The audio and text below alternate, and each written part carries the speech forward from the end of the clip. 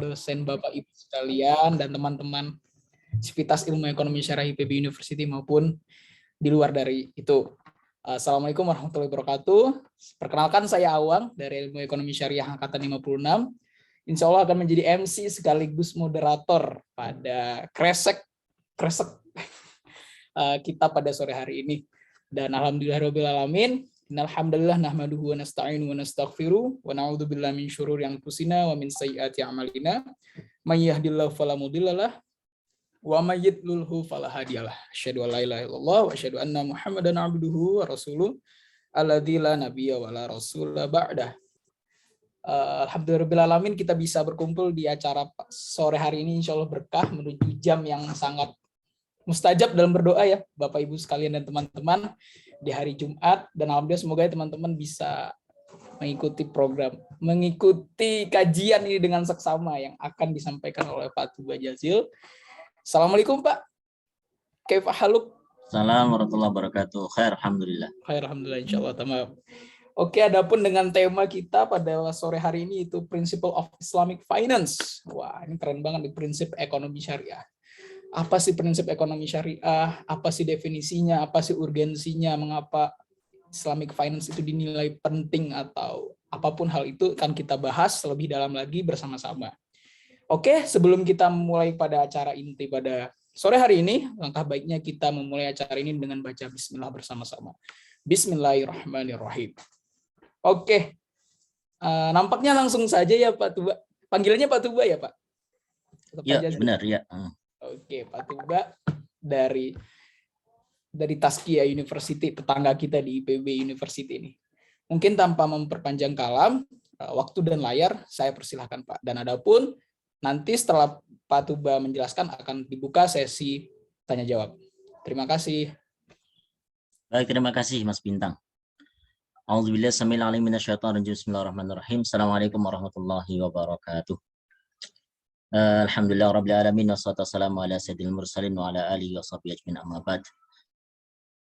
Alhamdulillah rabbil alamin, pada kesempatan kali ini satu kebahagiaan bisa jumpa dengan rekan-rekan Bapak sekalian, guru-guru, masyayikh dan juga para kiai yang hadir di kesempatan ini. Yang tentunya ada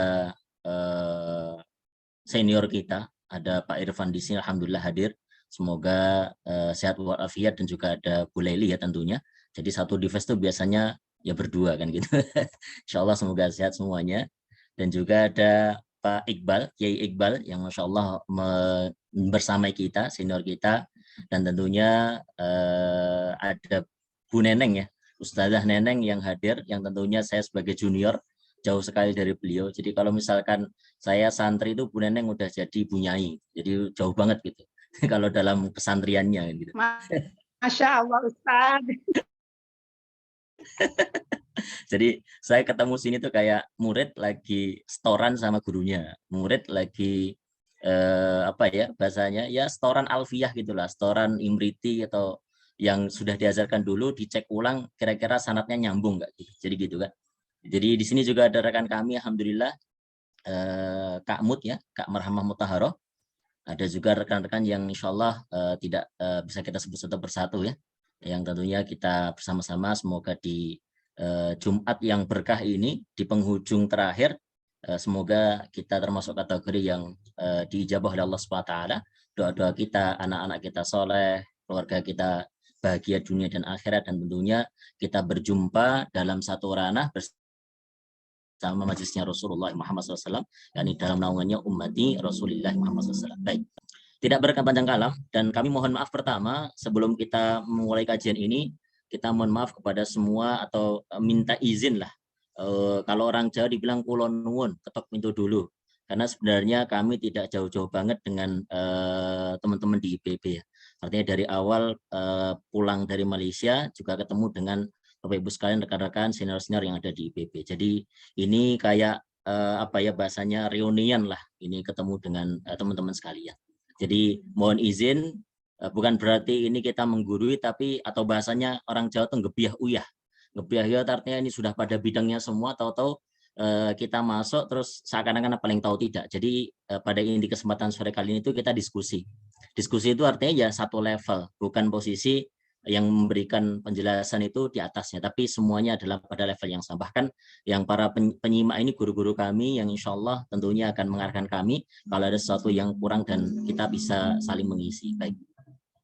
Perkenalkan Al-Fakir untuk berdiskusi pada sore hari ini kepada semua asatidz, guru-guru, teman-teman, rekan-rekan yang ada di Ekshar, IPB, dan juga untuk yang umum. Pada prinsipnya kita belajar bersama pada Principle of Islamic Finance, yang tentunya satu bagian dari ekonomi syariah yang sangat kental sekali, yang ini bagian cukup besar. Jadi porsi kuenya besar sekali, kan gitu. Porsi dari ekonomi syariah ini besar sekali. Di mana kajian kita sore hari ini karesek ya, kajian ringan seputar ekonomi syariah. Jadi tidak berat-berat lah. Kalau berat-berat itu nanti malah bisa panjang lebar. Jadi ini ringan-ringan saja. Insya Allah kita saling mengisi di kesempatan kali ini. Oke. Kita bicara konseptual, teori, and issues of industry. Sedikit nanti kita bicara di akhir. Dan hari ini kalau ingat tanggal almanak itu 1 Sya'ban. Jadi berbahagia sekali, gembira sekali kesempatan kali ini di bulan Sya'ban. Sebagaimana kita tahu guru-guru kita, ulama-ulama kita menjelaskan Allahumma barik lana fi Rajab wa Sya'bana wa balighna Ramadan. Ini udah Sya'ban dan kita bentar lagi Ramadan. Senang banget gitu. Senang banget. Kenapa? Ya ini Syahrul Mubarak. Semuanya diberkahi oleh Allah Subhanahu wa taala. Jadi yang masih sempit semoga dilapangkan, yang kurang sehat diberikan kesehatan, yang tentunya teringat guru kami juga Ustadz Lukman ya, Pak Lukman Embaga, beliau semoga lekas sembuh dan pulih kembali. Jadi di sore ini salah satu tujuannya yang doakan beliau ya insya Allah. Baik. Di sini ya teman-teman sesi dan juga Ekshar IPB dan kami dari Tazkiyah dan tentunya sama-sama bergerak di ekonomi syariah dan juga keuangan syariah di dalam derap langkah kita berdakwah. Baik. Nah, ini ada satu ungkapan dulu sebelum kita masuk kemana-mana. Umar bin Khattab diriwayatkan dalam asarnya Imam Tirmidzi, atau beliau punya asar yang diriwayatkan Imam Tirmidzi dan dinyatakan hasan sahih. Beliau pernah mengatakan la yabi' fi suqina hadza illa man qad tafaqaha fid din. Tidaklah seseorang di antara kalian, artinya masuk ke pasar kami, yaitu pasarnya orang-orang Islam, kecuali apa? Dibilangnya qad tafaqqaha fid din, benar-benar telah faqih, telah paham, telah mengetahui, mendalami akan ilmu agamanya. Maksudnya apa? Yakni muamalat. Dia tahu tata cara bermuamalat. Kalau orang tidak punya ilmu, cenderung akan serampangan, cenderung akan berlaku semena-mena dan tidak ada value, nilai yang terkandung di dalamnya. Bahkan unsurnya yang terjadi hari ini yaitu material oriented, atau kita bicara terkait tentang intinya pada profit, intinya pada untung, cuannya berapa. Tapi tidak mengetahui hikmah-hikmah di belakang itu, makosidnya apa, hikmah terkandung apa. Itu perlu di situ. Jadi ilmu ini menjadi satu pokok bahasan penting dalam kita melaksanakan transaksi atau bisnis ataupun berlaku ekonomi, baik secara makro, mikro, ataupun kegiatan keuangan secara umum. Oke. Nah, outline kita pada kesempatan kali ini, what is Islamic Finance? So, scope of Islamic Finance, principle of Islamic Finance, terus yang terakhir, prohibited things in transactions, terus yang paling akhir, issues in industry. Kita nanti sedikit saja di belakang itu, ada isu-isu yang terjadi itu seperti apa. Dan tanggapan kita, ini perlu diskusi nih terkait tentang kejadian-kejadian isu yang sifatnya adalah inovatif. Oke. Mukadimah pertama kali. Ketika kita berlaku transaksi, berlaku perdagangan atau exchange, pertukaran dan sebagainya. Ini semua secara mukadimah apa sih? Ini merupakan sunnatullah yang Allah Subhanahu wa taala letakkan. Jadi orang berniaga, orang berkegiatan transaksi, orang berlaku bisnis, berlaku tindakan ekonomi, itu adalah sunnatullah yang mana Allah Subhanahu wa taala letakkan sebagai sunnah, sebagai tradisi, sebagai adat. Karena tentunya kita tahu dalam mukadimahnya Imam Ibnu Khaldun menyatakan al-insanu madaniyun bitab'i. Manusia itu dia pasti berinteraksi dengan tab'nya, dengan alamiahnya, dengan manusia-manusia sekitarnya. Itu normal. Nah, dari sini kalau dari sudut pandang ekonomi tentunya yakni berupa namanya aktivitas ekonomi untuk pemenuhan kebutuhan dasar. Dimana kalau zaman dahulu kan kita berlaku namanya barter. Ada masalah di barter itu kan. Ada double coincidence, susah untuk mencari orang yang punya keinginan yang sama, macam-macam lah penilaiannya dan sebagainya. Terus nanti ada muncul namanya mata uang, di mana ada pengukur untuk value, untuk nilai tersebut. Ini gimana? Dari situ ada kegiatan ekonomi, keuangan, bisnis, manajemen, akuntansi. Di dalamnya itu ya bagian dari sunnatullah. yang Allah letakkan untuk menyempurnakan kita dalam apa? Beribadah kepada Allah Subhanahu wa taala. Nah, di sini satu value yang nanti bisa kita ambil dalam kita melakukan kegiatan ekonomi atau keuangan. Itu menjadi fondasi awal. Oke.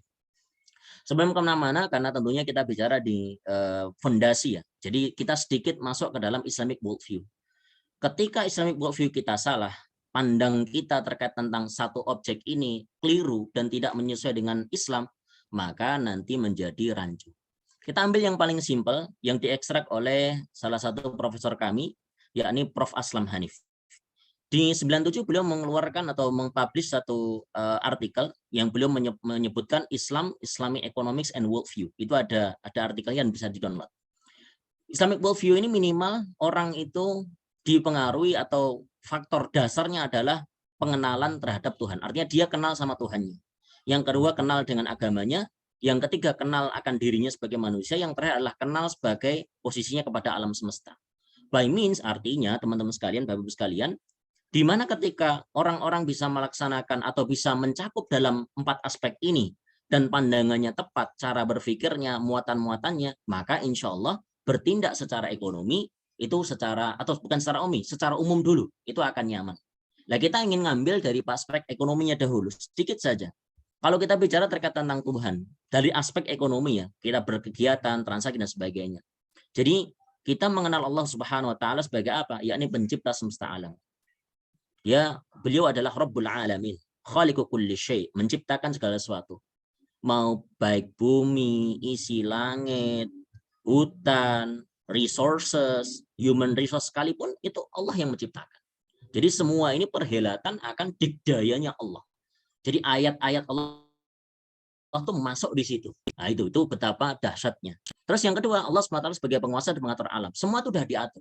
Maka ketika kita bicara terkait tentang invisible hand yang tidak bisa diterangkan secara secara gamblang gitu. Tapi kita bisa tahu invisible hand dalam pasar itu siapa? Ya Allah Subhanahu wa taala. Biarpun dalam teori disebutkan oleh Adam Smith, ya udah pokoknya invisible hand saja. Ya kalau kita yang beriman ya simpel. Allahu musa'ir, jelas selesai.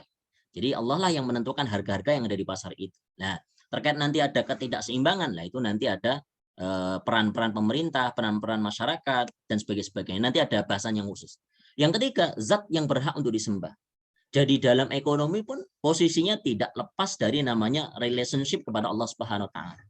Jadi dalam kita berekonomi, melakukan tindakan kita, itu semua masih ada relasinya, yakni dengan yaitu menyembah kepada Allah Subhanahu wa taala. Makanya ketauhidan ya, itu menjadi salah satu unsur pertama dalam kita melaksanakan segala satu tindakan, bahkan di ekonomi dan lain-lainnya. Yang keempat, Allah penjamin rezeki semua makhluk. Makanya kalau misalkan teman-teman masih merasa ragu rezekinya, itu repot. Biasanya orang itu, mohon maaf, membandingkan ada istilahnya gaji sama rezeki. Padahal gaji bagian dari rezeki. Tapi biasanya dibandingkan kalau gaji itu tertakar, kalau rezeki itu nggak tertakar.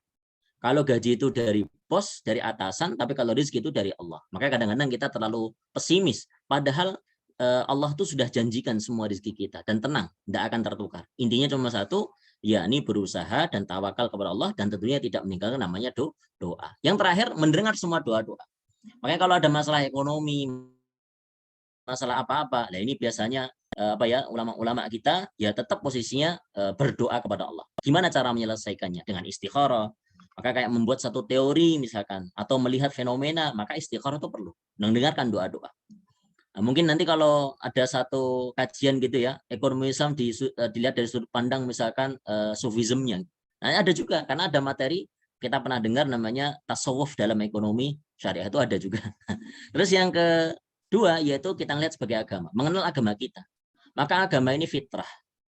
Maka kullu mauludin yuladu ala fitrah. Jadi orang beragama itu fitrah. Ketika dia melepaskan diri dari agama, itu malah against nature-nya, against dirinya.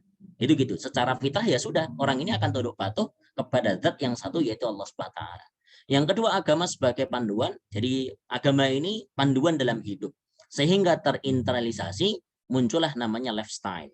Makanya hari ini lifestyle itu tentang Islam itu sudah, atau bahasanya sudah mushrooming ya, sudah menjamur ya di mana-mana. Jadi orang mulai alhamdulillah berhijab, terus macam-macam. Tapi itu perlu kita kawal ya, perlu dikawal dan sebagainya.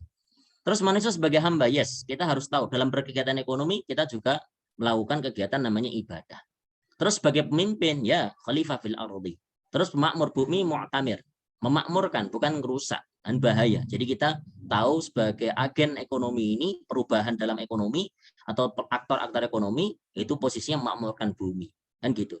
Terus yang terakhir mengenal pada alam semesta, di mana alam semesta ini yakni ada dua dimensi, yakni dimensi duniawi sama ukhrawi. Jadi konsekuensi kita ketika bicara ekonomi, hayya 'alal falah. Falah itu apa? Diterangkan oleh para pakar ekonomi, simpel saja, yaitu apa? Falah fid dharaini. Maka hayya 'alal falah ay muflihun fid dunya wal akhirah. Beruntung, bahagia, sukses itu tidak cuma dunia, tapi akhirat. Makanya dunianya bahagia, tenang, dan akhiratnya mendapatkan jaza berupa namanya surga. Itu harus yakin. Maka kalau dagangnya orang semua ini punya pengertian alam semesta ini dunia dan akhirat, itu keren banget. Yang kedua, alam semesta diciptakan sempurna. Ya, loh Pak, sekarang kok nggak seimbang? Lah itu tangan-tangan manusia yang buat tidak seimbang. Terus yang ketiga, alam semesta untuk manusia. Jadi semua itu fil ardi jami'ah. Jadi semua itu untuk kita, untuk manusia. Jadi kita harus tahu betul bahwasanya jangan sampai terjadi nanti tindakan-tindakan tabzir atau yang lain-lain. Itu menjadi yang tidak baik. Oke, lanjut. So, what is Islamic finance? Itu sebagai mukadimah awal. So, kita lihat misalkan di bukunya Iqbal sama Mirakhor ya, di 2011 menyatakan, ini terkait tentang Introductions to Islamic Finance ya. Lah beliau tuh menyebutkan gini, lucu. The term of Islamic finance is often deemed to denote a system that prohibits interest. Dibilangnya simpelnya banyak orang menerjemahkan atau memaknakan namanya Islamic finance itu apa? Pokoknya di mana sistem ini yang melarang riba, dah selesai. Nah, maka beliau kritik bisa dibilangnya, however, the simple description is not only inaccurate. Bilangnya ini bukan hanya tidak akurat gitu, tapi but is itself a source of further confusions. Nanti akan menjadi satu diskusi orang menjadi pusing atau menjadi kebingungan di situ. Nah, itu gimana itu? Nanti beliau ada diskusi yang cukup panjang di situ. Tapi intinya, simpelnya banyak orang menyatakan yaudah Islamic finance tuh yang awal-awal dasarnya adalah prohibits interest. Itu di awalnya seperti itu. Tapi ada penjelasan yang cukup komprehensif diberikan oleh Fisher, ini Han Fisher ya, di 2009. Islamic finance is a way to put Islamic principles about the economy into practice. Jadi simpelnya gini, ini ada nilai-nilai prinsip Islam yang sudah terkristal, sudah sudah menjadi bahasanya pokok-pokok dalam tindakan segala muslim ini. Terus ini ingin dibawa kepada praktik ekonomi, kan gitu. Nah, ini pada praktik ekonomi. So attempts to develop a specific Islamic type of economy based upon the precepts of the Holy Book of Muslim. Ya, maka tentunya semua tindakan-tindakan yang berlaku dalam ekonomi ini yang muatannya adalah Islamic principles, ya sumbernya pada Quran. Terus Islamic religious law yang disebut dengan syariah can be seen as the manifestations of the wish harbored by Muslims to retain, regain, and other untuk apa? Karena masalahnya sekarang ini ada pemikiran-pemikiran kayak kapitalis, sampai komunisme, sosialis, dan sebagainya. Maka ini tuh muncul dalam pemikiran secara modern, ya Islamic finance, dan otomatis mencakup Islamic economics-nya, ya di sini. Jadi artinya posisinya secara praktis, secara tindakan, nah itu ada muatan-muatan dan di dalamnya sesuai dengan Islamic principles. Itu cara mudahnya untuk mengasih tahu atau kita ingin mendefinisikan namanya Islamic finance sendiri. Oke. Terus ada tambahan ya, ada Bank of England yang menyatakan ini lebih simpel lagi untuk menerangkan Islamic finance is a way to manage money that keeps within the moral principles of Islam. Karena bicara finance, maka directly you talk about money. Ketika Anda bicara keuangan, ya pasti ngomongnya arahnya ya ke uang. Ya, Islamic finance artinya apa? Within the moral principles of Islam. Tapi semua pengelolaan kita, manajemen kita, itu pada moral principle of Islam. Ini satu terminologi yang bagus sekali. Ada istilah moral principle of Islam. The moral principles many Muslims live their lives by us sometimes known as the Sharia. Simpel sekali. Jadi di Bank of England ini websitenya menyatakan ya intinya kalau pengen melaksanakan principle of Syariah principle of Islam, yaitu dengan cara yang paling mudah namanya syariah itself. Makanya Islamic finance biasanya disamakan dengan syariah compliant. Itu disamakan itu. Maka dari penjelasan depan tadi, maka intinya adalah Islamic practice into ekonomi. Inginnya Islamic finance itu dia melaksanakan tindakan-tindakan ekonomi yang berupa transaksi transaksional itu dalam cakupan Islam, nilai-nilai Islam masuk. Yang kedua, moral prinsip of Islam. Ya, prinsip-prinsip Islam masuk. Value, nilai itu terkandung di situ. Dan yang terakhir, syariah compliant. Kita bicara halal sama haram. Maka tentunya ya posisi halal haram ini harus jelas. Al-halal bayyin wal haram bayyin. Wa ma bainahuma umur mustabihat dan sebagainya. Itu jelas. Ya di sinilah yang menggamblangkan atau menjelaskan tentang Islamic finance itu sendiri. Oke. Skopnya apa? Ini skopnya ini hanya sekilas saja teman-teman Bapak Ibu sekalian ya. Kalau kita bicara skopnya ya terbagi pada dua kubu, yaitu pertama komersial, yang kedua pada sosial.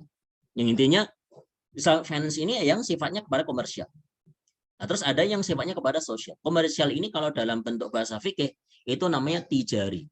Kalau yang sosial ya tabarruk. Nah, itu kan kalau kita bicara di aspek fikihnya. Ada yang tijari, orientasinya adalah untuk iwat, mendapatkan kompensasi. Sedangkan satu lagi yaitu berupa tabarruk yang pada intinya ya dia untuk mendekatkan diri kepada Allah SWT dan membantu orang lain. Jadi niatannya kayak gitu. Dan selanjutnya ada di komersial ya kita tahu ya banking system, insurance, ya takaful ya capital market, ICM semi capital market, terus pawn shop penggadaian, ada venture, modal ventures, ya ada capital ventures, terus ada fintech yang hari ini berkembang ya. Ada financing, yaitu pembiayaan, lembaga pembiayaan, terus ada pension fund, terus ada yang lain-lainnya. Ini banyak sekali. Ini kalau dibuka di IKNB-nya OJK tuh banyak sekali. Sampai nanti masuk dana haji. Lah dana haji itu nanti masuk kemana? Even is social or even nanti ada bahasan yang lebih komprehensif di belakang itu. Terus yang posisi sosial, ya social finance, ada zakat, ada infak sedekah, ada wakaf, ada nazar, ada waris. Nazar sama kafarah nanti itu sebenarnya nazar sama kafarah tapi nggak masuk ya, terlewat lah. Terus mawaris ada iqta itu sama, ini sosial juga. Iqta tanah yang mati terus diberikan untuk petani dikelola dan sebagainya, itu sosial sebenarnya, tapi nanti ada impact yang masuk pada komersial. Ada hibah dan hadiah ya, kita tahu ya perbedaan hibah dan hadiah. Kalau hibah itu sebenarnya tidak ada unsur-unsur kecuali hanya ingin memberi saja. Kalau hadiah unsurnya simpel, untuk memuliakan yang diberi. Misalkan ada seorang murid, seorang mahasiswa memberikan hadiah kepada dosen, itu hadiah. Tapi kadang-kadang kita selalu bingung tuh dosen-dosen tuh, ini hadiah atau sogokan? Riswah ya, repot. Makanya kalau pas bimbingan jangan bawa pingsan ya, repot itu. Kenapa? Karena bisa analisanya ulama akan macam-macam itu. Ini riswah, geru riswah gitu, repot. Dan yang lain-lain. Nah, ini lain. Artinya masih banyak sekali. Masih banyak lagi. Konsep-konsep dalam sosial itu banyak sekali. Kayak manihah nanti ada lagi, macam-macam itu banyak sekali. Nah, terus ada yang diantara in between, artinya dalam produk yang dicakup kayak insurance juga sama sebenarnya, karena dia bicara di sosial sama komersial juga ada. Tapi yang paling gamblang itu ada di BMT sama kooperasi. Ya di sini kita tahu ya pakar kooperasi kita Pak Lukman, BMT juga ini tentunya kita mengetahui prakteknya dia adalah social sama komersial, karena baitul mal wat tamwil. Mal sama tamwil, ada tamwilnya kan gitu. Betul tamwil. Tamwilnya tuh ya financing untuk mendapatkan apa funding yang mendapatkan keuntungannya di situ. Berlaku baitul mal wa tamwil. Kalau normal dulu namanya baitul mal saja. Zaman Rasul, zaman Umar tuh baitul mal. Terus ada tamwil ya ditambahkan para ulama-ulama dan ada sejarahnya berlaku secara historis. Oke. So let's talk about the foundations of Islamic finance. Di sini sengaja kita buat 3 bagian porsi. Ada sources, ada values, ada practice. Ada yang sumber utama, ada values nilai-nilai, ada practice cara pelaksanaannya. Secara fondasi jelas ya, Al-Quran dengan Sunnah, that's the point. Semuanya itu merujuk ke sana. Ya, tidak mungkin, karena kita tahu ya wahyu itu ya nomor 1, number 1. Nggak boleh wahyu itu diniklikan nomor 2. Nanti kayak Mu'tazilah kan repot. Apalagi yang hari ini pemikiran-pemikiran liberal, wah repot. Maka ya harus Quran sama Sunnah. Nah, interpretasi di dalamnya juga harus masuk. Di dalamnya ada ijma sama qiyas. Ini saya tidak perlu untuk bahas ya. Saya kira Ustadz Deni, Ustadz Salahuddin, Ustadz Khalifah, ada Ustadzah Qori, Yang lain-lain atau Ustazah Neneng ya, punya Neneng udah mengajarkan ini semua. Jadi nggak perlu saya ngomong ini. Terus ada fikih dan usul fiqh di metodologi. By means, ketika Anda bicara di sini, ya Anda harus kuat dulu. Source-nya harus kuat. Makanya ketika ngomongin Quran sama Sunnah, ya usul fiqh-nya main. Usul fiqh-nya harus bisa secara apik gitu loh. Fikihnya juga, produknya juga nanti sesuai dengan keadaan. Nah gitu loh. Nah, ini kita harus tahu di sini dulu nih foundationnya Islamic Finance ya. Terus yang kedua, pada values itu halal oriented. Jadi orientasinya harus ke halal. Makanya kadang-kadang kita harus ngomong tuh, ini halal nggak? Nanya gitu. Nah, kadang-kadang kita, Pak yang jual pakai jilbab. Yo belum tentu, yo tanya saja. Nah, kadang-kadang kita suka iseng nanya tuh. Ini halal nggak, Mbak? Lucu, ada yang cake itu beli gitu. Halal nggak, Mbak? Oh, yang ini pakai rem, Pak. Waduh, nggak boleh, haram. Kadang-kadang kan gitu kan. Itu halal oriented itu menjadi value, nilai. Terus ada namanya avoiding the prohibitions, ya. Itu juga nilai. Artinya mau tidak mau kita harus menjauhi dari segala yang terlarang. Ada yang stated jelas. Nanti perlu diturunkan dalam analisa ulama. Terus ada moral and ethics, yes. Maka Islamic finance itu nggak boleh lepas dari moral sama ethics. Anda nggak bisa ngomong fikih saja dong. Selain moral sama etik tidak dimasukkan. Wah, kalau misalnya bicara moral sama etik dilepaskan, nanti repot.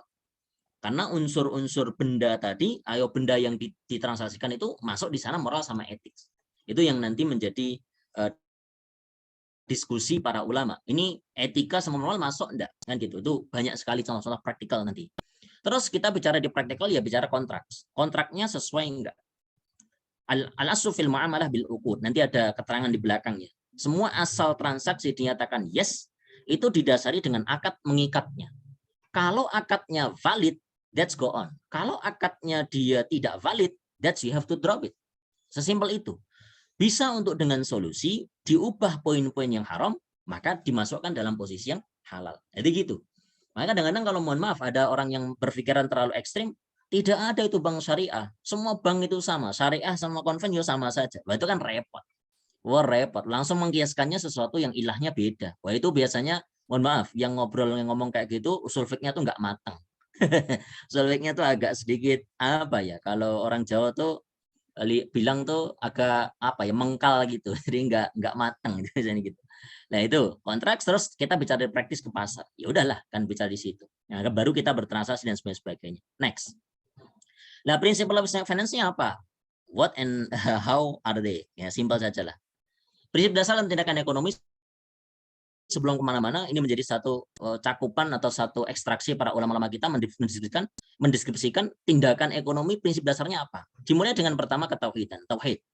Semua tindakan ekonomi, mau dia konsumsi, distribusi, produksi, atau yang lain-lainnya, proteksi dan sebagainya, itu unsur pertama tauhid. Karena kita adalah memegang yakni posisi dinut tauhid, yaitu kalimat la ilaha illallah Muhammad Rasulullah, itu harus selalu terjaga. Terus yang kedua, bil ilmi. Semua tindakan harus dengan ilmu. Tidak bisa orang bilang, ya udah lakuin aja. Kayak orang bisnis tuh, lakuin aja nanti tahu ilmunya. Enggak, semua ada ilmunya. Ilmu itu menjadi dasar. Dan gitu. Terus yang kedua, yang ketiga apa? Al-adalah, keadilan. Maka unsur keadilan harus didirikan. Maksudnya semua pada konteks adil. Bukan posisi yang berat sebelah atau kita bicara subjektif, tapi objektif. Adalah masuk di situ. Adil itu gampang secara makna, tapi susah untuk melaksanakan. Apa itu? Diddu zulm, lawannya dari kezaliman. Zalim itu apa? Meletakkan sesuatu tidak pada tempatnya. Kalau adil apa? Meletakkan sesuai dengan proporsinya. Itu adil, simpel aja adil. Tapi ya berat adil. Ya tapi bisa, tetap bisa. Tapi kadang-kadang orang bilang adil itu tidak ada standarnya. Yo sebenarnya ada, tapi kadang-kadang kita menafikan itu. Ada namanya mas'uliyah, tanggung jawab. Ya udahlah, semua itu harus ada tanggung jawabnya. Bertindak segala sesuatu dalam ekonomi juga bertanggung jawab akan konsekuensi yang terjadi. Maka ada istilah kan al-ghurmu bil ghumni wal kharaju bil dhaman. Jelas itu di situ, tanggung jawab muncul di situ. Hurriyah, kebebasan. Lah, kebebasan termasuk artinya apa? You are free, karena di dalam keadaan ekonomi, kegiatan muamalat, you free dong, bisa melakukan segala sesuatu. Tapi kebebasan ini tidak boleh tahu-tahu sebagaimana pengertian, mohon maaf, orang-orang liberal dan sebagainya. Tidak ada ketauhidan, tidak ada ilmu, tidak ada tahu-tahu bebas. Wah, repot. Untuk menerjemahkan kalimat inna dina, bukan, la ikraha fiddin, tidak ada paksaan dalam agama. Mau masuknya nanti sholat tuh nggak dipaksa. Kan pakai dalil ini, wah repot. Wah, itu bahaya. Terus ada al-ihsan yang keenam. Ada kebajikan, semua atas dasar ihsan. Jadi melakukan segala sesuatu ini berdasarkan kepada kebajikan-kebajikan kepada siapapun yang di depan kita. Yang terakhir yakni at-thalabul halal wa ijtinabul haram. Halal versus haram. Jelas ya. Tadi orientasi halal sama haram itu masuk di sini. Oke. Prinsip Islamic Finance kita langsung pada masuk intinya. Dimulai dengan prohibition of riba. Yes. Karena tadi bahasan pertama adalah pelarangan pada riba. Karena kita tahu ya, praktek awal Rasul beliau hijrah dari Mekah ke Yathrib atau Madinah hari ini yang disebutkan oleh Rasul Madinah, dulu namanya Yathrib. Itu kan ketika beliau sudah mendirikan pertama Masjid Quba, terus Masjid Nabawi. Terus yang kedua apa? Tantangan kepada para sahabat, siapa yang bisa membuat pasar. Kenapa? Karena 4 pasar besar di Madinah ketika itu yang punya orang Yahudi, ada Ukaz, macam-macam itu di situ. Terus karena prakteknya riba, akhirnya apa? Mendirikan pasar. Di antara yang dibuat oleh Rasul. Di antaranya siapa yang bisa membebaskan tanah di samping dekat Masjid Nabawi itu punya anak yatim, terus dibayar digantikan ke tempat yang lain. Itu gitu kayak bahasanya tukar guling terus dibayarin lagi, gantikan di tempat yang lain. Itu prohibition of riba. Ini yang pertama. Kenapa? Karena ingin menghindarkan posisi tindakan riba. Di riba sebelum Rasul itu sudah ada. Praktek jahiliyah juga sudah ada. Terus yang kedua, risk sharing. Prinsipal yang kedua adalah risk sharing. Pada keuangan syariah, keuangan Islam, itu prinsipnya adalah risk sharing. Yaitu tidak posisinya risiko ini disebar, spread, saling menahan. Bukan risk transfer. Risk transfer itu nanti kategorinya analisnya juga masuk kategori riba. Jadi prinsipnya adalah kita ingin spread, sharing risiko ini, saling menanggung risiko yang muncul. Maka tadi dalam kaidah al-ghurmu bil ghumni wal kharaj bil dhaman itu juga masuk kategori risk sharing, itu berlaku. Terus yang ketiga aset based ya. Harapannya adalah semua itu yang berbasiskan kepada aset based. Ketika kita bicara terkait tentang 2008 secara analisa ekonomi kan ada bubble ekonomi. Di mana derivatif yang dilakukan di 2008 itu yang posisi subprime mortgage itu kan posisinya karena tidak berbasiskan pada aset yang real pada perumahan tersebut. Nah, ini kan jadi repot. Makanya aset base ini menjadi salah satu uniqueness dalam Islamic finance. Tapi kalau nanti di sukuk ya itu ada sedikit perbedaannya. Aset base sama aset back itu nanti beda. Tapi ini maksudnya aset base itu semua berbasiskan pada aset yang memang real kepada ekonomi. Dan gitu. Jadi tidak kalau bahasa Jawanya ngawang-ngawang, tidak ada landasannya, harus ada landasannya ke bawah. Makanya Islamic finance, financial institutions sama real ekonomi itu harus nyatu, link. Bukan malah dia semakin jauh. Bahkan ketika semakin jauh nanti ada masalah itu. Jelas, makanya harus dekat tuh. Karena link and match-nya sama. Makanya kalau capital market tapi ternyata dia tidak basiskannya pada real sektor. Wah itu repot. Maka nanti ada crash lah nanti masalahnya. Terus yang keempat apa? Money as potential capital. Nah, kita lihat teman-teman bagus sekalian.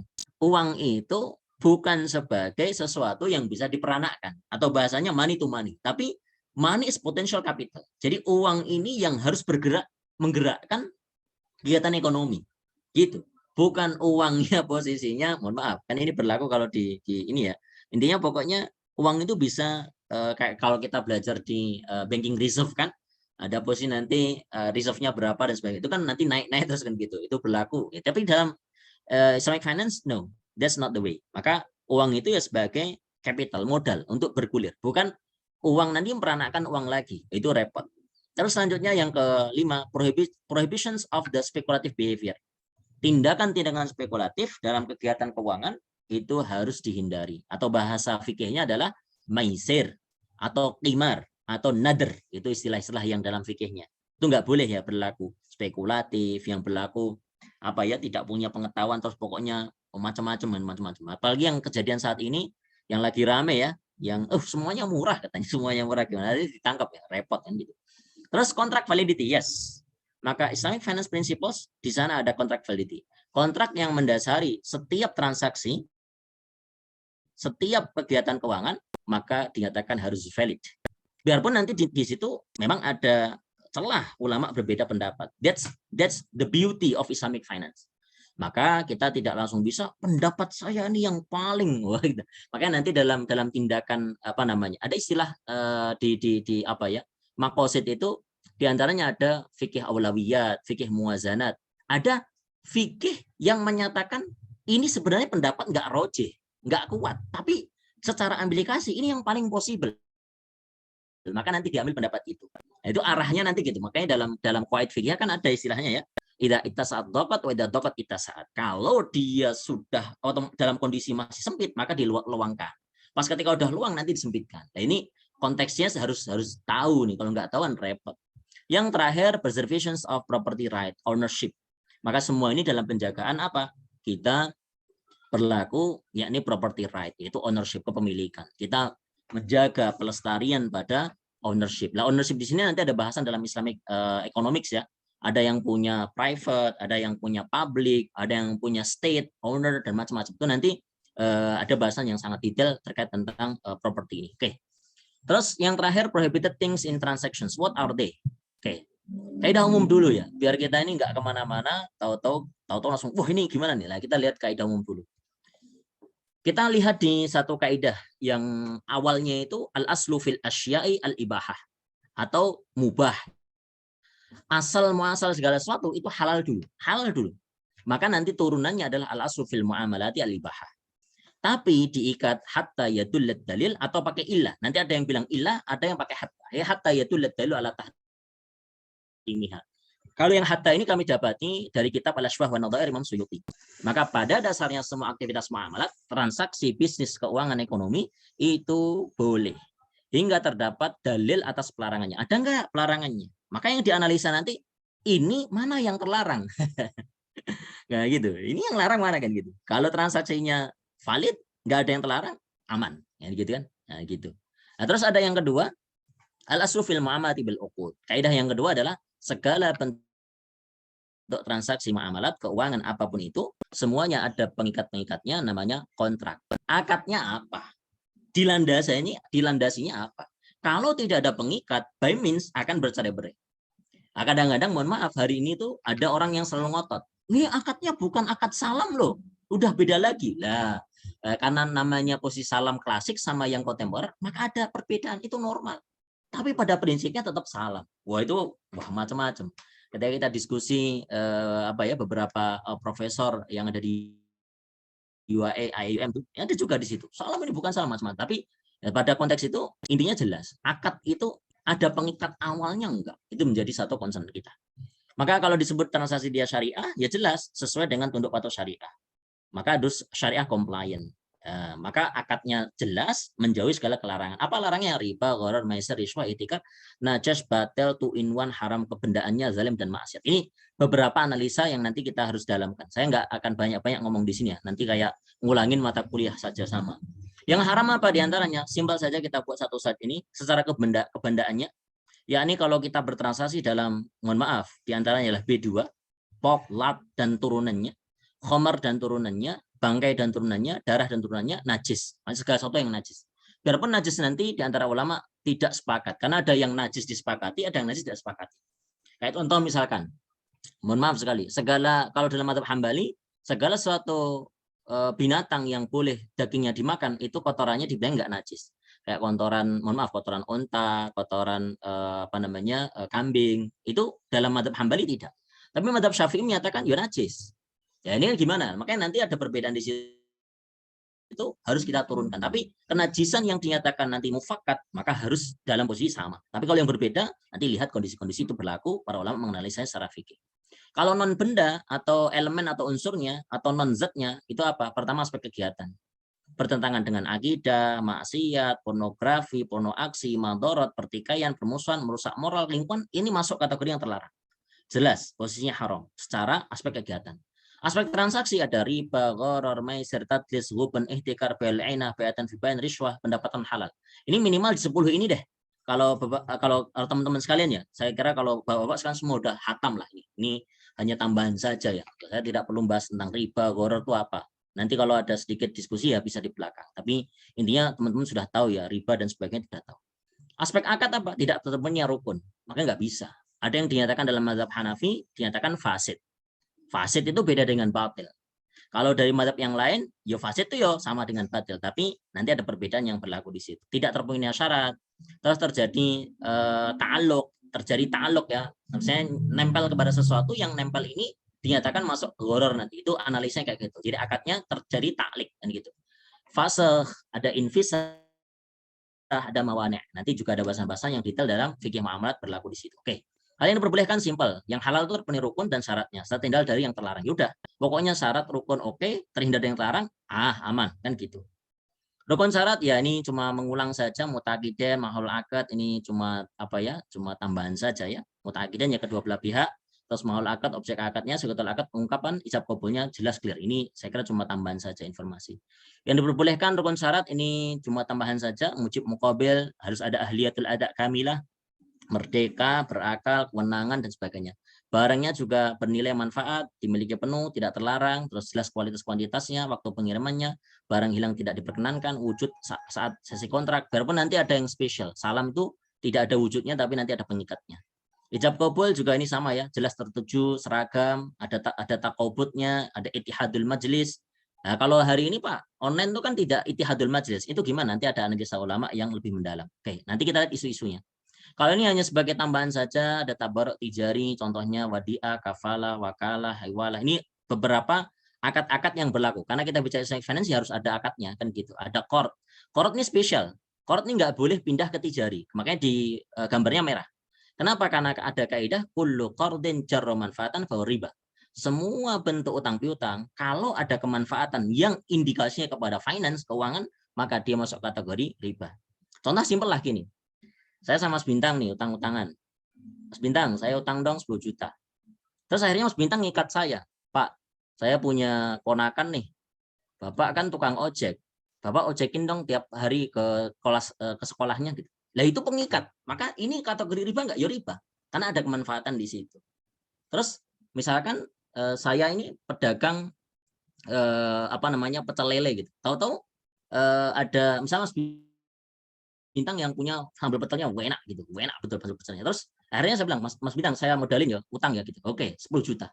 Tentu saya bilang, jangan beli lele kecuali dari saya. Nah, itu sudah kategori ya pengikat dalam indikasi kemanfaatan keuangan. Jadi nggak boleh. Manfaatnya mana?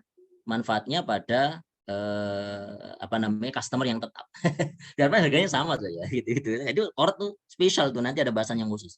Tijari ya kita tahu ya, ada bay, ada istirak ya. Bay ini simpel saja, ada barang ke uang, ada jasa ke uang, ada uang ke uang. Ini saya kira cuma informasi tambahan. Ada tunai itu ada musawah. Musawah itu tunai itu sebenarnya nakdi. Musawah itu artinya saling tawar menawar. Ada musawamah. Itu ada muajal, tertunda barang, tertunda bayaran. Kalau bayarannya tertunda ada namanya taksid, cicilan. Ada murabahah, markup. Ada yang posisi samanil ajil, artinya di tempo. Jadi nanti saya bayar nanti ya gitu. Kalau barang ya ada istisna, ada salam. Salam dulu istisna. Nah, simpel lah.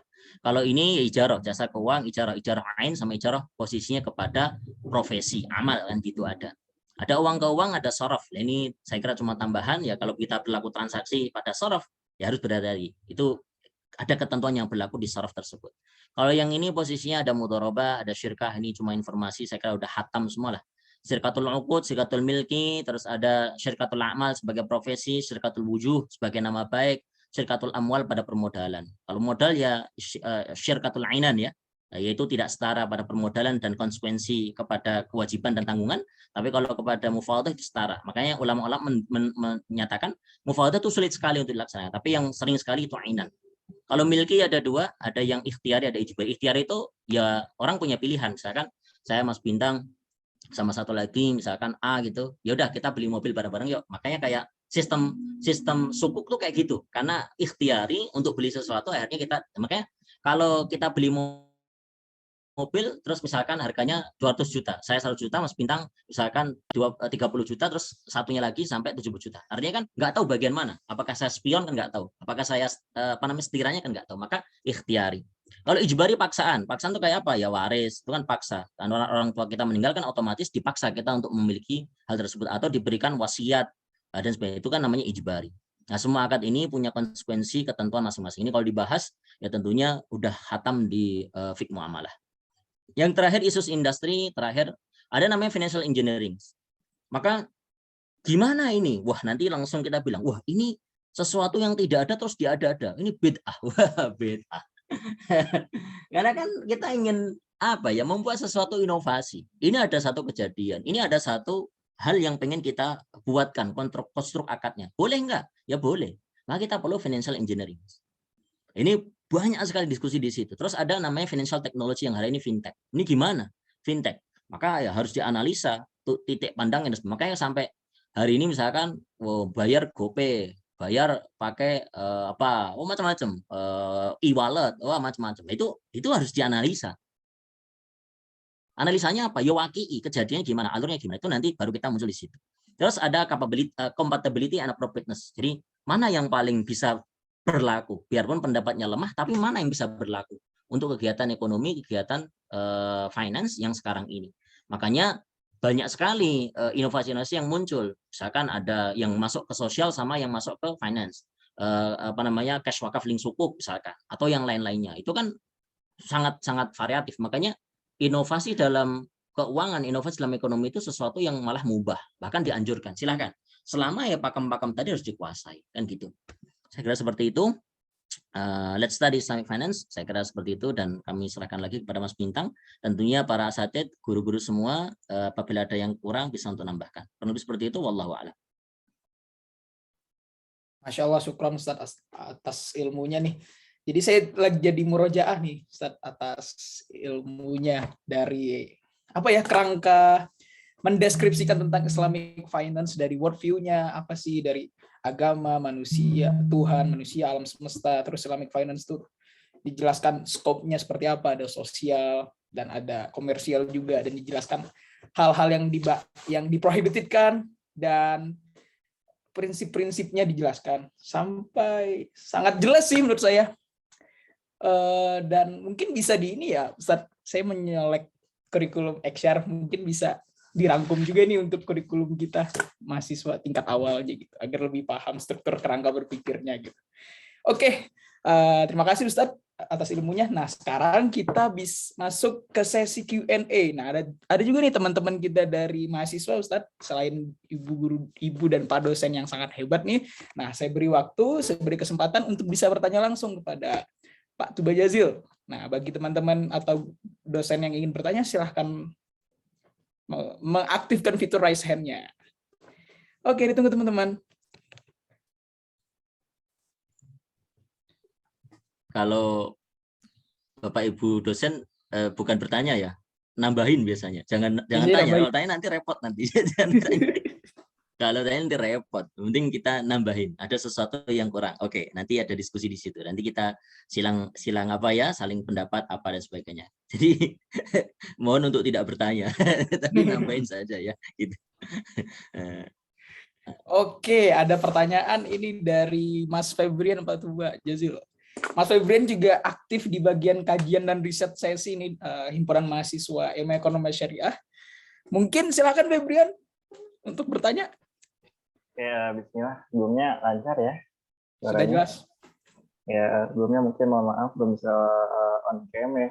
Hubung juga lagi di luar sebenarnya, dan sinyalnya sangat parah gitu kalau di sini. Oke, mungkin izin bertanya ya. Kan tadi untuk penjelasannya ini overview perihal bagaimana sih ekonomi Islam itu gitu kan.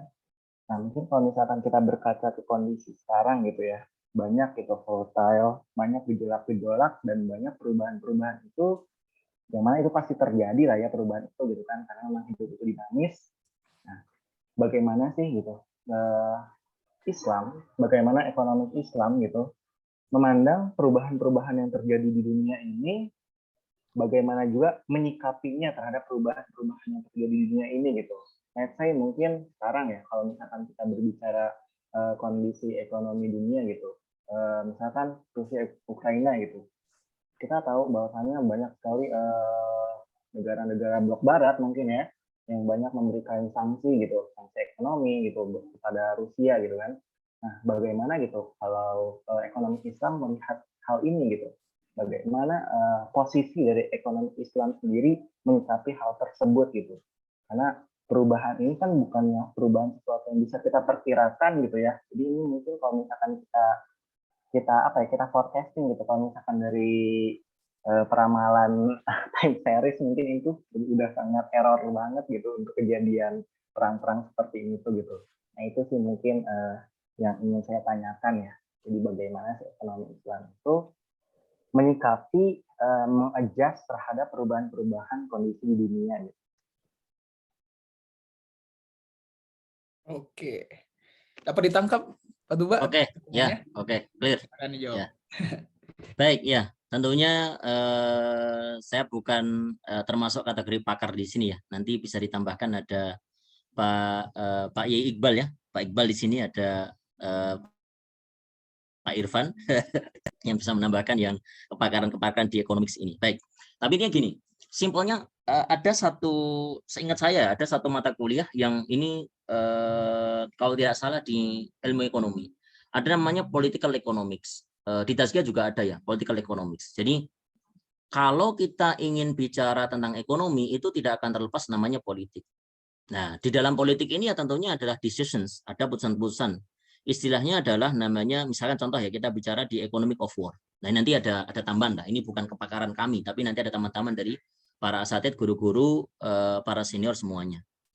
Nah, sekarang kita, karena tadi bahasan kita ke Islamic Finance, saya kira mau nanyanya adalah sesuatu gejolak yang ada saat ini tentang finance gitu. Yang NFT hari ini misalkan, Ghazali Everyday misalkan, atau yang hari ini bicara terkait tentang kripto, iCoin atau yang lain-lain. Ternyata malah ngomongnya Ukraina sama Rusia. Wah ini sebenarnya saya pengen mendengar, nanti ada pakar kami sebenarnya, teman kami itu ingin ngomongin ini secara makroekonomi, ini gimana sih posisi kita itu, nanti ada di situ, tapi belum dapat kami. Lagi ada teman-teman yang memang menganalisa di sana. Nah, hanya sedikit saja, misalkan contoh sikap kita dalam ekonomi Islam ini bagaimana melihat posisi perang saat ini. Pertanyaan gini, apakah di zaman dahulu, di zaman para sahabat ya, ada perang di antara muslim? Nggak ada. Perang yang terjadi muslim dengan non muslim ada nggak? Ada. Ya kita melihat itu, ketika kejadian-kejadian seperti itu, kajian-kajian torosnya seperti apa, yang terjadi pada ekonomi bagaimana, ada downward, terus bagaimana cara pemulihannya misalkan. Nah, kalau misalkan tadi pengen memforecasting misalkan, kan teman-teman kalau di IPB kan strong analisis pada kuantitatifnya ya. Ini di forecasting jadinya kayak apa? Jadi misalkan pakai Arima atau Marima atau Maxim atau apa ya, macam-macam gitu kan, ada 2 stage, second stage, sampai kadang-kadang sampai pusing saya lihatnya, ini apaan sih, bingung. Wah itu hebat-hebat teman-teman, Masya Allah. Ya tentunya ini bisa untuk dianalisa. Tapi kalau tadi memandang perubahan ini, artinya adalah let's act, mari kita bertindak. Bertindaknya ya sesuai dengan kapasitas masing-masing ya. Dalam artian kalau misalkan cakupan yang makro, ya ada masukan-masukan. Misalkan hari ini kita punya wadah IAI misalkan, atau wadah MES misalkan, yang kita bisa salurkan kepada pemerintah kita untuk menanggapi hal tersebut. Nah kalau gejolak-gejolak yang ini ya memang harusnya kita bicara di politik. Artinya ada politik di situ harus dikuatkan. Makanya kalau misalkan teman-teman XR nanti misalkan 10 tahun ke depan gitu, misalkan Mas Bintang atau di baliho gitu, pilih saya Bintang Awansyah, Partai Wakanda misalkan. Partainya Partai Wakanda. Ya itu harus dipilih gitu. Karena itu yang mengaspirasi terkait tentang ekonomi keuangan yang ada di daerah kita atau yang ada di cakupan misalkan sampai level gubernur dan sebagainya. Itu gitu. Ya, jadi di tanggapan kami Al-Fakir, karena ini bukan kepakaran kami ya untuk bicara analisis terkait tentang perang. Saya kadang-kadang kalau lihat perang itu cuma satu, kasihan sekali rakyat sipil yang tidak tahu apa-apa. Ya tentunya ini yang menjadi concern-nya. Tapi kalau di ekonomi pasti ada kebijakan yang harus dilakukan. Misalkan tadi kita buat rekomendasi-rekomendasi, misalkan ada sikap-sikap, ya tentunya cepat bergerak untuk kegiatan-kegiatan ekonomi ini yang paling bawah lah, suplai pangan dan sebagainya.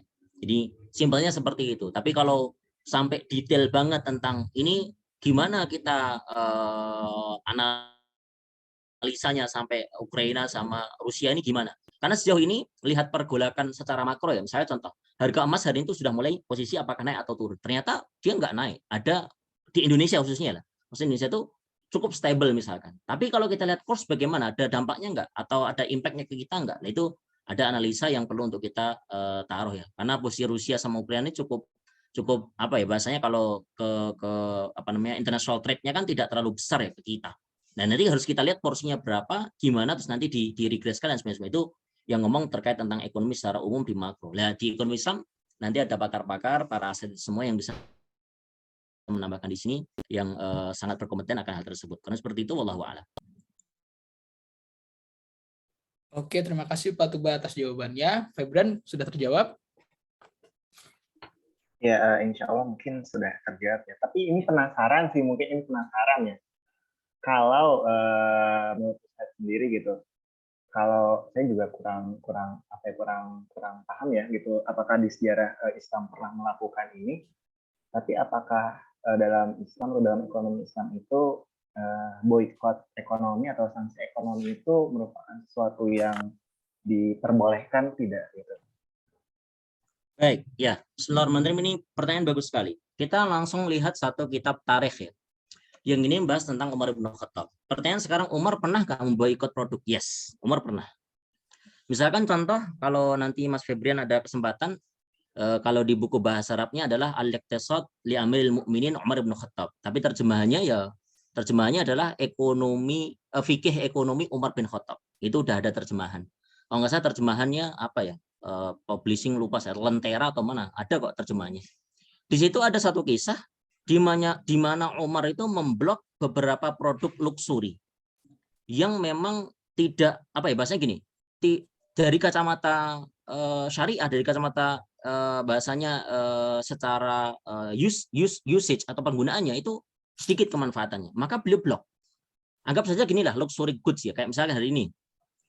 Pertanyaan kan simpel, apakah kita boleh beli Lamborghini? Boleh.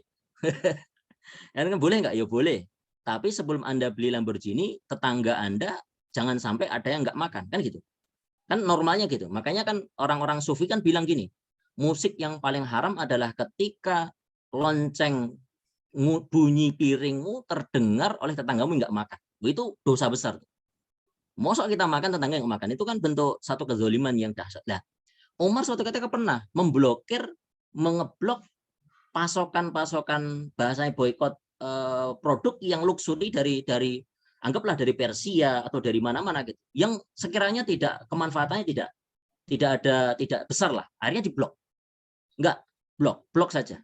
Nah, itu terjadi. Jadi bahasanya boykot masuk produk dan sebagainya, apakah terjadi? Pernah. Umar pernah melakukan itu. Karena tindakannya apa? Karena kalau misalkan masuk, itu kemanfaatannya rendah. Kan gitu. Apalagi kalau kita bicara dari aspek fikih, ya banyak sekali ketika kita bicara terkait tentang perang. Makanya di fikih kan diskusinya kan terkait tentang kotel ya. Babul kotel itu ada babul kotel di bab fikih. Kalau posisi jual beli barang yang sekiranya membahayakan muslim, itu jelas keharamannya dan itu wajib diblokir gitu. Nah, itu apakah ada? Ya ada. Kejadian makanya tadi kita sebutkan di zaman sahabat saja kan kita tahu terjadi peperangan, perang Jamal, tapi hati-hati ya teman-teman sekalian, kalau ngomong perang Jamal tuh hati-hati sekali karena yang berperang ini sahabat dengan sahabat. Makanya akidahnya Ahlussunnah wal Jamaah ketika sahabat dengan sahabat itu menyatakan at-tawaqquf anhu khair. Diem saja tidak membahas terlalu detail itu lebih baik. Ketika kalau mendetailkan nanti repot. Wah, itu Muawiyah sama Ali itu ada klise. Wah, repot. Wah, bahaya. Wah, itu bahaya. Maksudnya bahaya gini, kalau kita tidak dapat referensi yang pas dengan akidah Ahlussunnah wal Jamaah, itu bisa repot. Kayak Syiah tuh, wah, repot ini. Makanya tadi kalau pada kasusnya, ada nggak kasus kasuistik di zaman dahulu? Ada. Tapi kalau di kitab-kitab yang misalkan yang kontemporer, atau bukan kontemporer sih, ulama tengah-tengah ya, abad-abad tengah, misalnya Ibnu Khaldun, ada nggak? Mungkin ada di kitabnya beliau kan. Tapi kita seringnya bacanya muqaddimahnya saja. Padahal kitab aslinya belum pernah kita baca secara utuh. Padahal itu baru muqaddimahnya. Muqaddimah itu artinya baru preface gitu. Itu udah 1 jilid dan bahkan gede sekali. 2 jilid ya, gede sekali. Dibuat 1 jilid biasanya, tapi 2 jilid, 2 jilid. Terus ada yang kitabnya lagi ada sekitar 8 jilid. Kitab beliau itu. Al-Ikhbar nama Al-Ihbar ya, Al-Ihbar namanya kitabnya itu. Oh, itu lebih keren lagi kalau kita ngaji di sana, pasti ada jawaban-jawaban yang muncul di sana terkait tentang kalau terjadi konflik gimana. Itu saya kira ada beliau, karena beliau kan merasakan itu. Yang beliau kan ulama dari Maroko, Maghrib, terus beliau bersafar kemana-mana, terus akhirnya beliau mengetahui, menganalisa dan sebagainya. Itu ada insya Allah. Kurang lebih seperti itu. Wallahu a'lam. Oke, terima kasih Pak Tuba.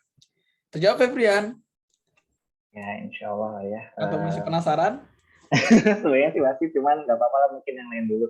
Ya, soalnya menarik gitu ya. Maksudnya saya tuh sering bertanya-tanya aja gitu. Apakah sebenarnya langkah pemboikotan itu ya, pemboikotan ekonomi karena ya misalkan alasan kemanusiaan gitu kan yang dilontarkan oleh negara-negara blok barat, apakah itu tuh etis gitu kan, karena ya mungkin ironinya gitu ketika mungkin mereka melakukan pemboikotan ekonomi dengan alasan kemanusiaan, nah lalu mungkin ya bisa jadi sipil-sipil yang ada dalam negara Rusia pun nanti suatu saat akan krisis-krisis juga gitu, dan itu menurut saya cukup paradoks gitu ya, cukup ya itu hanya nutup lubang satu, lubang lain juga udah buka lagi gitu kan.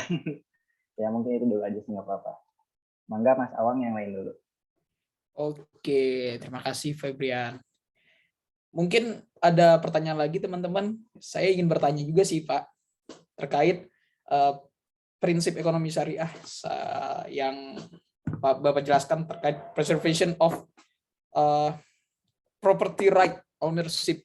Kan dijelaskan tadi kan menurut pakar ahli yang kedua tadi bahwasannya ini their own identity vis-a-vis the capitalist West and until the fall of communism. Jadi Islamic finance menjadi penengah lah ya. Dan saya sendiri sering kebingungan terkait preservation of property right gitu, kepemilikan. Di satu sisi kita memang dituntut untuk mempunyai hak kepemilikan, tapi di satu sisi juga kita dituntut juga untuk mempunyai nilai-nilai yang berbau sosial. Nah, bagaimana sih Pak menyikapi standar keadilannya gitu? Al-adalahnya. Kan Bapak jelasin juga tadi al-adalah itu sebenarnya ada, cuman kita sendiri yang memanfaatkannya, keadilan itu gitu. Idealnya seperti apa sih hak kepemilikan kita, harta kita, dan hak untuk orang lain seperti apa? Makasih Pak. Oke, baik ya. Bismillahirrahmanirrahim. Nah, ini sebenarnya ada kitab ya, kitab ngomong khusus tentang milkiyah fil Islam. Milkiyah itu kepemilikan. Jadi kalau misalkan teman-teman bingung, Pak, saya nggak dapat buku. Wah, kayaknya kurang bacaan. Bukunya banyak banget ngomong milkiyah ya, pemilikan. Apalagi kalau teman-teman punya literatur bisa bahasa Arab, itu insya Allah bukan plenty, lots of. Jadi udah banyak banget gitu ulama bahas itu. Makanya tadi minimal kita bahas dalam 3 tahapan atau 3 bagian. Ada namanya private ownership, ada namanya public ownership, ada state ownership. Itu dijelaskan secara detail. Makanya nanti ada istilah public finance, kan? Keuangan publik. Nah, dalam Islam ada enggak? Nah, itu ada itu. Nah, simpelnya gini. Kalau kita bicara private rights, boleh enggak? Boleh. Terus gimana caranya? Maka kalau kita paling simpel menganalisanya dengan 2 cara. Pertama adalah hal yang pokok dengan namanya membayarkan zakat. Jadi posisi ketika kita melaksanakan kegiatan ekonomi, in the end of our result atau in the end of our pendapatan kita, income kita, so finally kita harus mengeluarkan zakatnya. Zakat tuh minimalis banget, 2,5%. Itu minimalis banget ya, minimalis banget. Walaupun kita tahu dalam pembayaran di kalau di Basnas memang menggunakan yang 85 gram, posisi terus kalikan dalam posisi setahun kan, terus berapa dapat terus keluarkan 2,5%-nya kan gitu. Ketika udah mendapatkan nisab di 85 gram. Kan gini, ini memang yang minimalis sekali. Artinya ya udah posisinya mengeluarkan zakatnya saja maka selesai. Itu memang standar. Makanya ada satu riset yang saya lupa namanya. Ini pernah di-share oleh rekan kami Rizky Primasakti ya. Beliau pernah nge-share ada seorang pakar saya lupa dari mana. Beliau meneliti tentang keseimbangan ekonomi dengan mengeluarkan 2,5%. Dan ternyata angka 2,5% itu bisa menjadi economic balance. Menjadikan apa ya bahasanya ketimpangan yang hari ini terjadi itu bisa dekat. Kan kita tahu ya Gini rasio kan gitu kan, yang sangat jauh sekali. Nah itu ketika semua orang mengeluarkan 2,5% jadi kayak gini. Dan secara empirik, maksudnya secara kejadian faktualnya itu di zamannya Umar bin Abdul Aziz. Beliau cuma 2,5 tahun memimpin dari posisi Maroko, bayangkan Mas Bintang, Maroko sampai ke posisi Syria, Sams, itu nggak ada orang miskin. Bayangkan 2,5 tahun saja. Akhirnya dibawa ke bawah ke Mesir, Mauritania, itu zakatnya ke situ. Tetapi memang Umar bin Abdul Aziz dari yang glamornya minta ampun ke zuhudnya minta ampun. Hebat betul. Sampai pertama kali pas dilantik tuh bilang ke istrinya, mau jadi orang kaya atau orang miskin. Wah, kalau hari ini kayaknya susah nyari istri yang kayak gitu ya. Siap saya miskin nggak? Wah, sorry ya, sorry ya. Tapi ini memang kejadian. Karena aku memang taat kepada engkau, yaudah aku siap jadi miskin. Maka ketika itu jubahnya semua dilepaskan. Jadi gitu. Yang pertama, kalau semua orang ya, baik tentunya entitas per individu atau posisinya secara entitas hari ini berupa namanya perusahaan, mengeluarkan 2,5%, insya Allah posisi ketimpangan kita tuh sangat dekat sekali. Maka private ownership tetap boleh, masih oke, masih nggak ada masalah. Itu yang paling basic. Terus yang kedua, dengan pendekatannya yaitu Utsman. Utsman pada hadisnya Rasul, yang ceritanya beliau dibilang apa? Yang ceritanya kan sebenarnya ini ceritanya tentang masa lalu. Rasul ngasih tahu ada orang dapat satu kabar dari awan langit gitu, rasanya kenapa kok ada laki-laki terus dapat bisikan bilang kamu sirami ke ke mazruah ini ya, ke tanaman ini ya, ke kebun ini ya. Terus akhirnya ketemu sama pemiliknya. Kenapa kok sampai saya disuruh seperti itu katanya sama awan ini? Terus apa yang kamu lakukan untuk tumbuhan kamu atau untuk pertanian kamu? Jawabannya simpel. Ya udah, kalau kamu bilang gitu aku kasih tahu. Nanti ini jadi resepnya Utsman. 1/3 untuk sedekah, 1/3 untuk posisi dimakan, artinya dikonsumsi dia dan keluarganya, 1/3 dengan cara untuk meningkatkan modal lagi. Makanya private ownership ini tetap boleh, tapi dengan konsep sepertiga. Itu udah adil banget. Nah, tapi hari ini tentunya nanti bisa dibaca ya. Ini bukunya Pak Irfan sama Bu Leli tentang yang buku terakhir tentang SD yang posisi social finance yang buku itu kita baca juga. Jadi kalau mau mengkonsumsi sesuatu sedekahkan dulu. Maksudnya sebelum kita melakukan sesuatu sedekahkan dulu, sedekahkan beberapa dulu. Itu tergantung persepsi masing-masing. Nah, itu seperti itu caranya. Itu yang pertama. Jadi kalau misalkan orang sadar semua tentang posisi private ownership boleh memang, tapi dia ada kewajiban kan, lisailin, orang-orang yang punya saya itu ada hak pun lisail wal mahrum, ada haknya, maka dikasihkan. Terus yang kedua pada konsep public finance, public ownership ya, public sifatnya punya umum. Ini gimana tata kelolanya? Itu ada papernya dan ada pakarnya orang Indonesia yang beliau sekarang di Oman. Itu ada Dr. Ugi. Dr. Ugi, nanti cari aja di internet, Ugi Sugiarto ngomong tentang public finance, itu ada di situ. Oh, itu jawabannya beliau detail, A, B, C, D, dan ada papernya beliau. State ownership juga ada, diterangkan terkait tentang cakupan negara untuk menguasai itu sebagaimana. Karena di zaman Umar juga melakukan itu. Makanya nanti ada istilah ikto dan sebagainya itu ada di situ. Jadi pada intinya keadilan pada standarnya itu ada di situ. Tapi kadang-kadang lagi-lagi kita menafikan hal tersebut karena anggapannya wah keadilan itu posisinya memang ada yang memang tidak hakiki tapi nisbi, misalkan ya udah ini pandangan kita saja. Tapi kalau distandarkan sesuai dengan makosid, makanya kita harus belajar di makosid juga tuh. Tapi mohon maaf sebelum kita bicara makosid, usul fiknya selesaikan dulu ya. Jadi hari ini kadang-kadang suka pusing. Orang bicara makosid tapi usul fiknya masih mentah. Waduh, repot.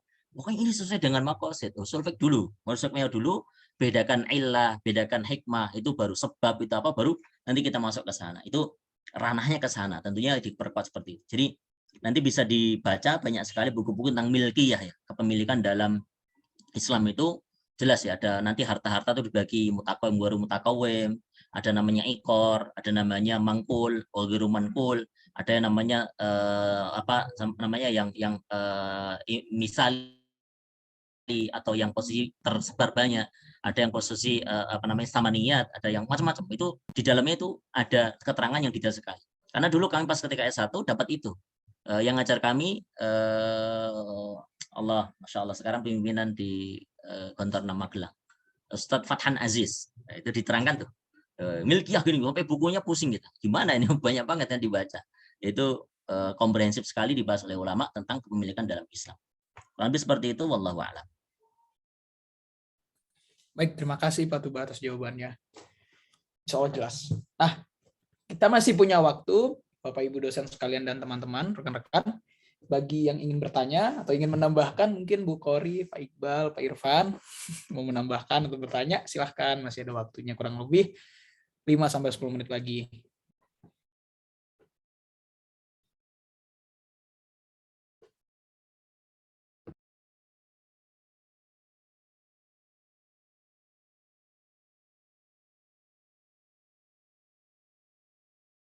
Oke, nampaknya sudah cukup jelas Pak Tuba atas pemaparannya, sangat jelas sekali nih sampai teman-teman kayaknya pada paham nih Pak Tuba. Mungkin sebelum ditutup, Pak Tuba mungkin ada closing statement yang ingin disampaikan? Baik, ya terima kasih Bapak Ibu sekalian. Saya kira hanya review ya, yang kami sampaikan tuh tidak ada yang baru, hanya review saja, dan semua sudah masuk dalam internalisasi baik secara kurikulum, pembelajaran, diskusi dari teman-teman XR sekalian. Jadi kami tentunya mohon maaf kalau ada satu yang kurang, belum optimal.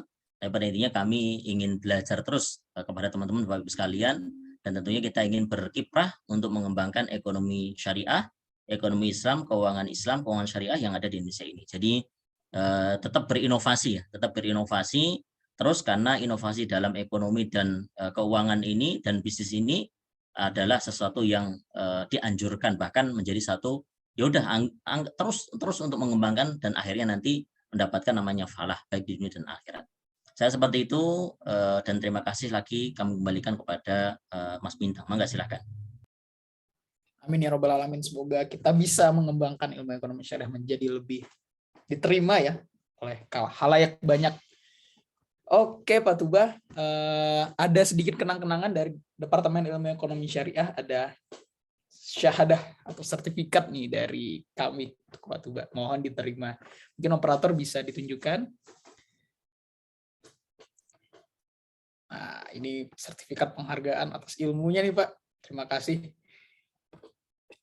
Oke, terima kasih lagi sama-sama. Oke, dan nampaknya kurang afdol juga Pak kalau kita belum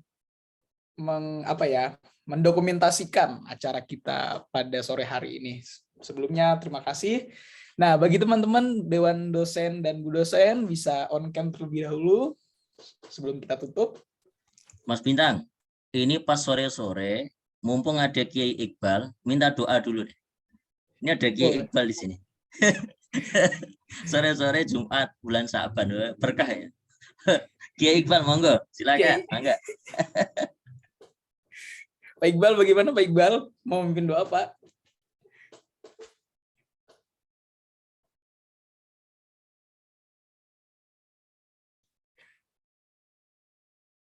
Kiai Iqbalnya lagi berdoa dalam hati kayaknya nih Pak Tuba.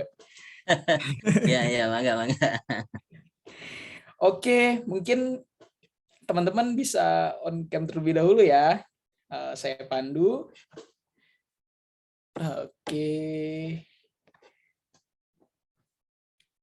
Oke, kalau gitu saya pimpin ya teman-teman. Atau masih ada yang mau on cam? Oh, Arifia lagi di Basnas nih Pak. Oh, 1, 2. Oke, saya pandu ya. 3, 2, 1. Oke, sekali lagi. 3, 2, 1. Oke, jazakallah satu bas. Semoga ilmunya bermanfaat dan Bapak dan Ibu dosen dan seluruh hadirin yang telah menghadiri kajian ilmu, insya Allah berkah. Saya selaku moderator dan MC, mohon maaf ada kekurangan kata, kesalahan dalam berkalimat. Mari kita tutup majelis ilmu ini dengan doa kafaratul majelis. Subhanakallahumma jangan lupa berdoa nih di waktu yang mustajab. Terima kasih. Assalamualaikum warahmatullahi wabarakatuh. Waalaikumsalam warahmatullahi wabarakatuh. Mangga semua Terima kasih sekalian. Pak Tuba. Sehat semuanya ya, sama-sama. Terima kasih Pak Tuba. Sehat semuanya Pak Irfan, mangga semuanya, insyaallah. Nuhun, mangga, assalamualaikum. Mangga Bu Neneng, mangga Bu Respa juga, mangga semuanya, Bu Ranti. Oke, izin pamit.